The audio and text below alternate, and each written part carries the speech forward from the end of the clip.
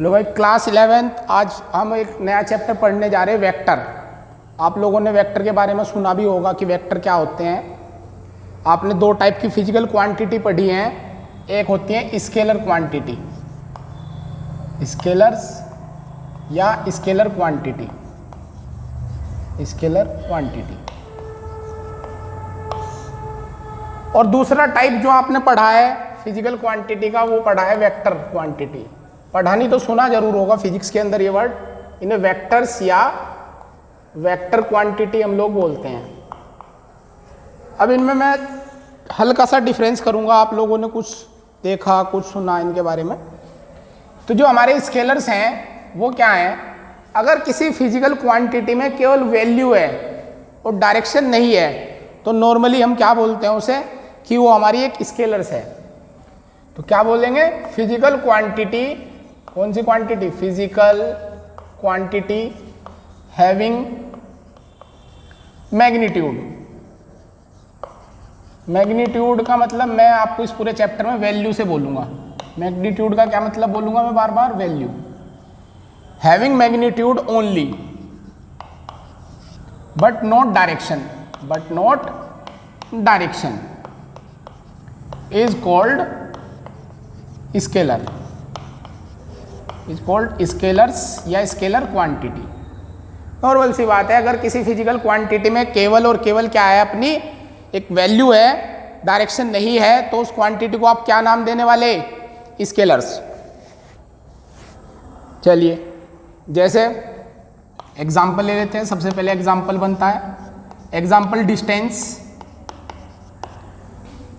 Speed, work, और भी बहुत सारी हैं पर हमने ये 3 ले लिए।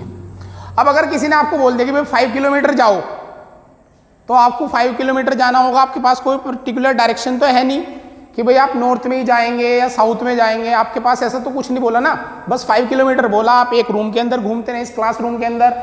आप चाहें तो अपने घर से बाहर निकलें और 5 किलोमीटर कहीं भी जा सकते हैं। सुबह सुबह की वॉक हो जाएगी अगर सुबह में जा रहे हैं तो इस तरह से स्केलर है। इनके लिए नॉर्मल रो है, बिल्कुल नॉर्मल। जैसे यहाँ से 2 एम्पियर करंट आया, यहाँ से 3 एम्पियर करंट आया, तो इस वायर से कितना करंट जाने वाला बेटा? तो 5 एम्पियर। आप 5 एम्पियर आपने बता दिया। ये चाहे ऐसे भी आता कि यहाँ से 2 एम्पियर और यहाँ से 3 एम्पियर, और ये वायर ऐसा होता तो ये तो भी 5 एम्पियर ही आता आपका। तो ये आपका हमेशा ही कितने एम्पियर बनता? 5 एम्पियर बनता। बट अगर आप वेक्टर्स की बात करें तो वेक्टर क्वांटिटी में कुछ स्पेशल बात होती है। कैसी बात साहब? देखिए, ये वे फिजिकल क्वांटिटी हैं जिनमें मैग्नीट्यूड भी होगा, डायरेक्शन भी होगी, और ये ट्रायंगल लॉ को भी फॉलो करेंगे। तो physical quantity, physical quantity having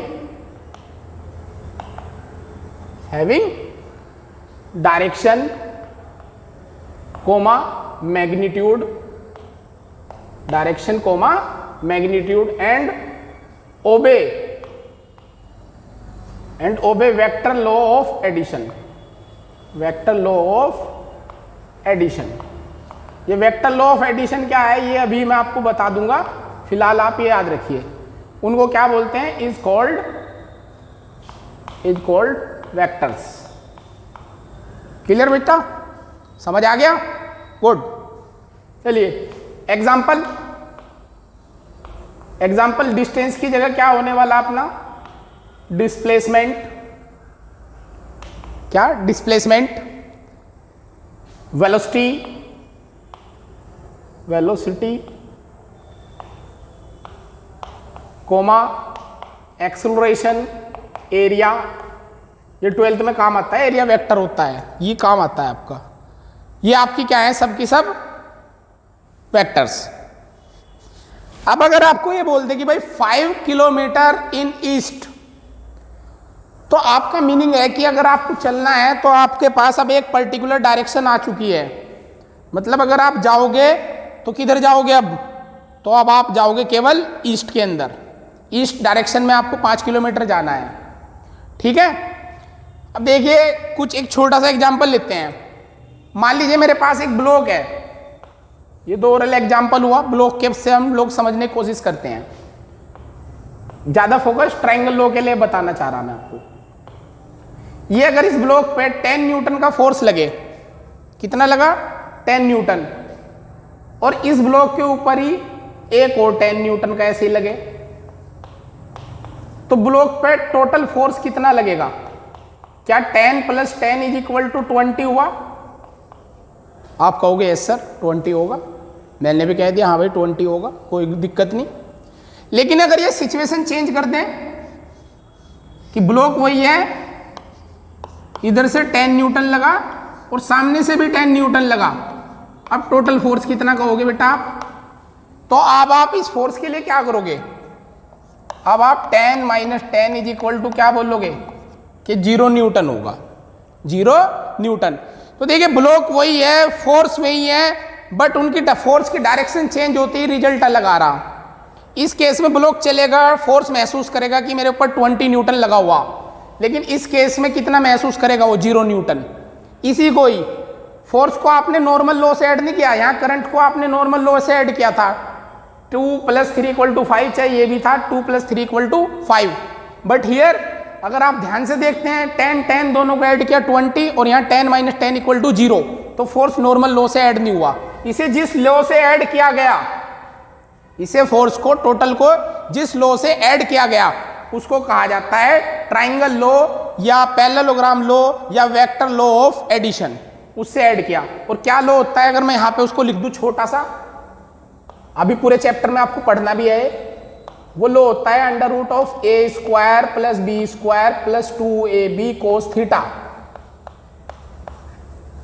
अब देखिए क्या है, a आपका पहला वेक्टर 10 का स्क्वायर, b दूसरा वेक्टर 10 का स्क्वायर, हियर क्या था a भी 10 और b भी कितना मेरा 10, दोनों 10 थे, तो यहाँ 10 10 2ab, और एंगल कितना बनना cos थीटा।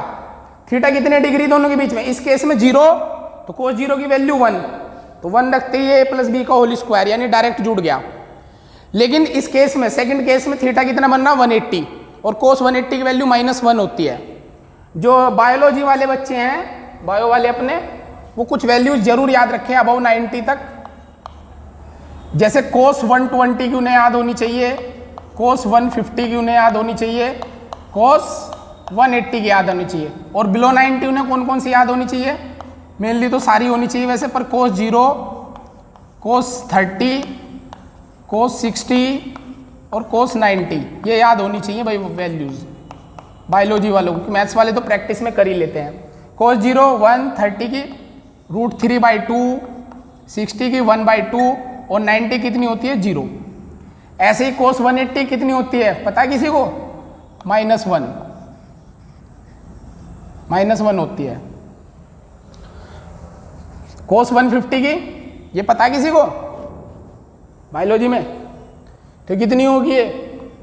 -√3/2, और ये -1/2, ये माइनस में होती है। ये आपको याद रखनी है वेक्टर के अंदर। अब हम वेक्टर को धीरे धीरे पढ़ना स्टार्ट करते हैं। अब हम लोग देखते हैं भाई रिप्रेजेंटेशन ऑफ वेक्टर्स, वेक्टर्स को कैसे रिप्रेजेंट किया जाता है। तो सबसे पहले वेक्टर का हमें एक देखिए सिंबल पता होना चाहिए। सिंबल क्या होता है? जैसे मैंने लिख दिया डिस्प्लेसमेंट वेक्टर, डिस्प्लेसमेंट वेक्टर, तो मैं क्या करूंगा, इसका डिस्प्लेसमेंट को रिप्रेजेंट किया जाता है डी से, इसके ऊपर एक छोटा सा साइन बना दूंगा ऐसे, ये हमेशा लेफ्ट टू राइट ही बनेगा ऐसे ही। इसका रिप्रेजेंटेशन कैसे हुआ? ये तो सिंबल हुआ, रिप्रेजेंटेशन कैसे हुआ साहब? तो आपने एक एरो बनाना है, बड़ा सा एरो।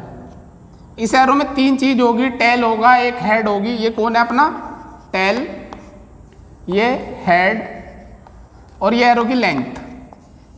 3 चीज हो गई इसमें, टेल, हेड और लेंथ। कौन क्या रिप्रेजेंट करता है? हेड रिप्रेजेंट करता है डायरेक्शन को, कि किस डायरेक्शन में वेक्टर क्वांटिटी है, डायरेक्शन को। लेंथ डिपेंड करती है वैल्यू या मैग्नीट्यूड, वैल्यू और मैग्नीट्यूड। जैसे मैं स्टार्टिंग में भी बता चुका कि मैं मैग्नीट्यूड को ही वैल्यू बोलूंगा, मैग्नीट्यूड ऑफ वेक्टर। और टेल मैक्सिमम केस में स्टार्ट पॉइंट को बताती है, start point of vector, start point of vector.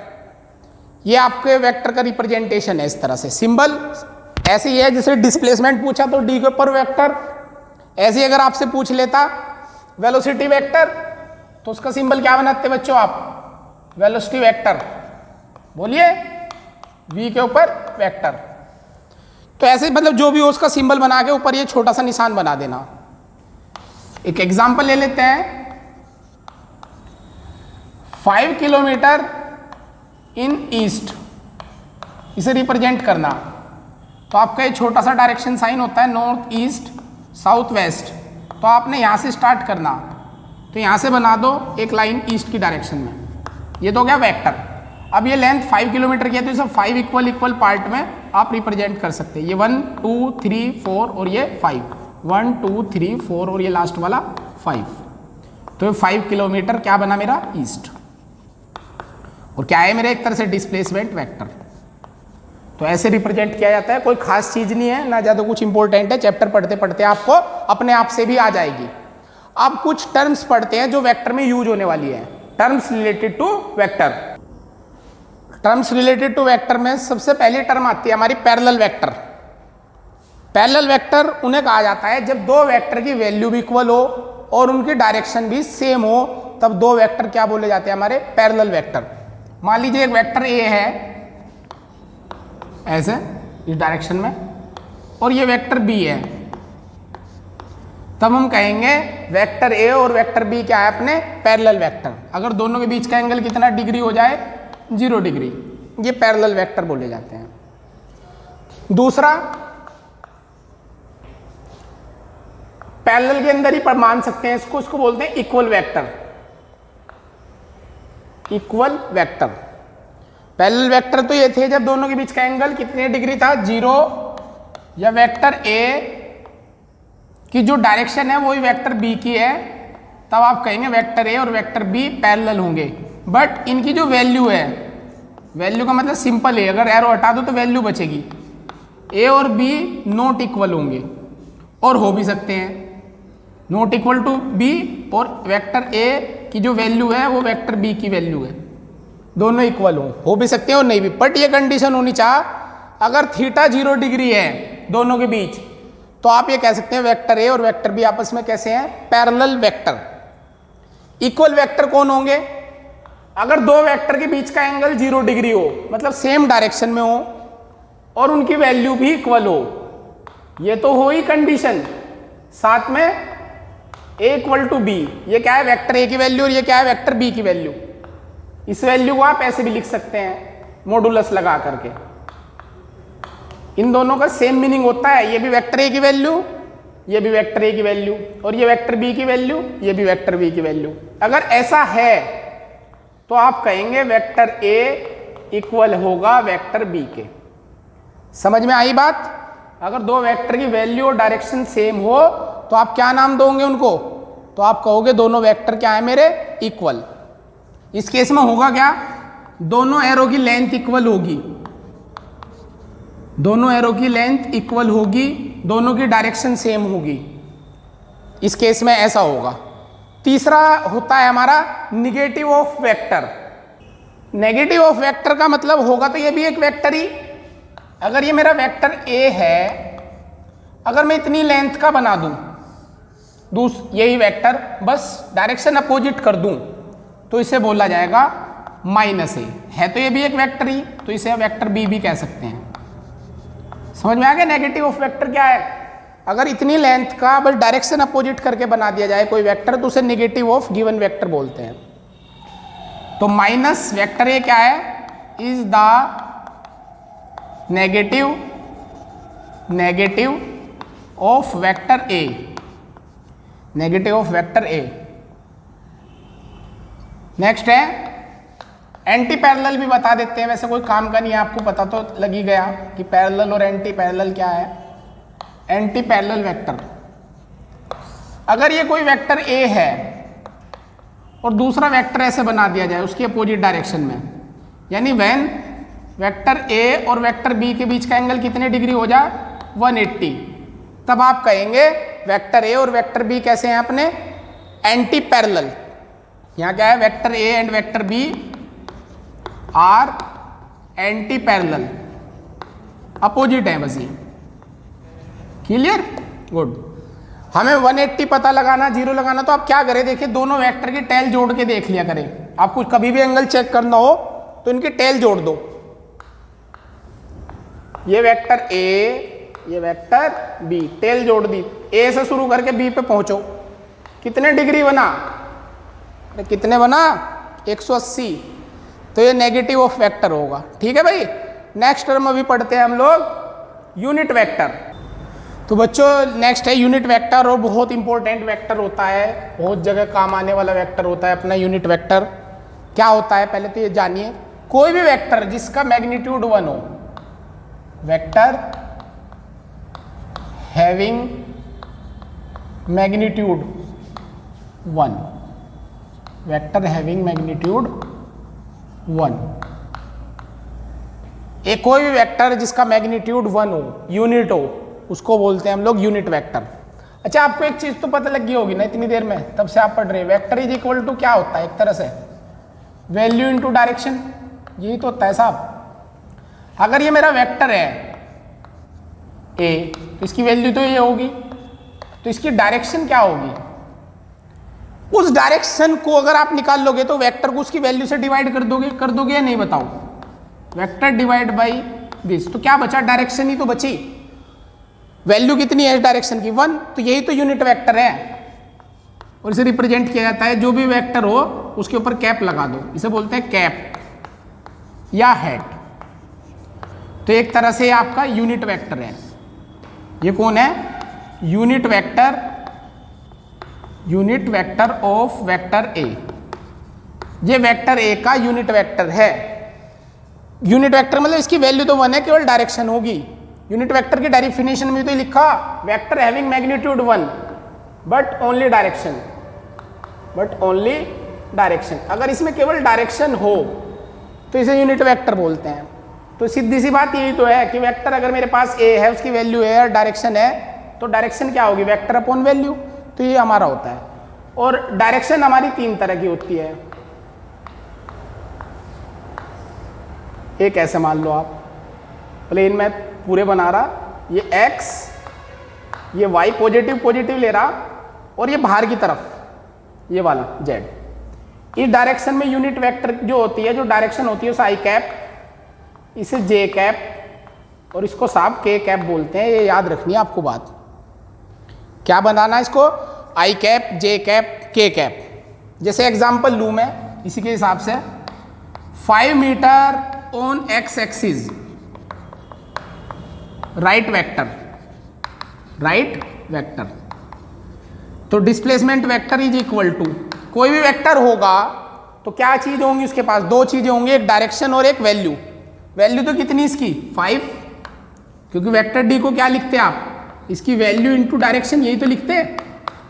Value क्या है इसकी 5, और डायरेक्शन है एक्स एक्सिस, और एक्स एक्सिस पर डायरेक्शन को क्या बोलते हैं, आई कैप। तो इसका आंसर क्या आ गया, 5 आई कैप। समझ में आ गया वेक्टर कैसे लिखा गया, गुड। एक और देख लीजिए यहीं पे एग्जांपल, यह दे दे 4 metre per second on Z axis, on Z axis, और इसका वेलोसिटी वेक्टर बताओ। तो vector v is equal to उसकी वैल्यू लिखनी, साथ में उसकी डायरेक्शन। तो वैल्यू तो इसकी 4 है, और डायरेक्शन जेड एक्सिस का मतलब के कैप। तो ये आपका आंसर होगा।